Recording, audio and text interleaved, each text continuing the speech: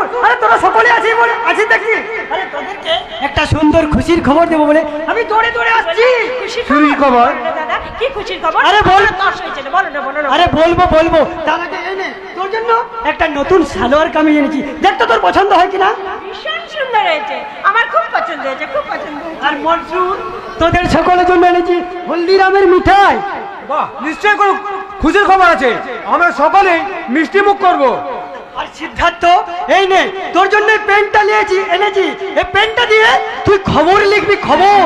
হ্যাঁ, সবই তো বুঝলাম সজলদা, কিন্তু হঠাৎ করে ফুলকির জন্য সালোয়ার কামিজ, সকলে দিল খুশ করা মিষ্টি, আমার জন্য নতুন পেন, এসবের মানে কি সজলদা?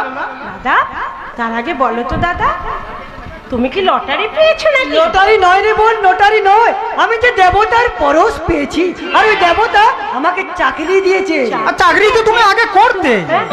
হ্যাঁ করতাম, আর সেই 3,500 টাকার চাকরি আমি ছেড়ে দিয়েছি। ছেড়ে দিয়েছো?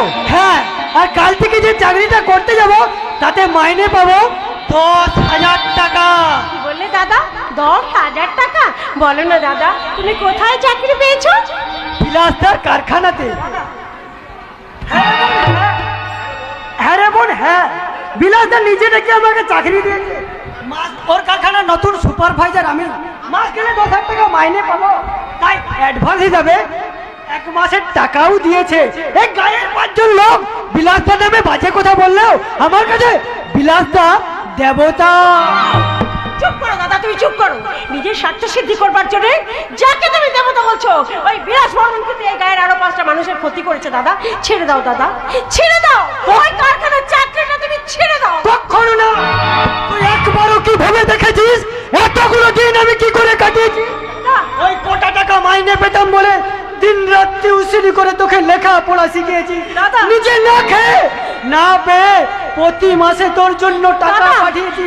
আর আজ যখন 2 টাকার মুখ দেখতে চাইছি তখন তোরা বাধা দিতে চাইছিস। কান খুলে শুনি রাখ, ওই বিলাস বর্মনের দেওয়া চাকরি আমি ছাড়বো না, ছাড়বো না, ছাড়বো না। শোন, দাদা আমার কথা না শুনে এখান থেকে চলে গেল, কিন্তু দাদা তোমার কথা নিশ্চয়ই শুনবে।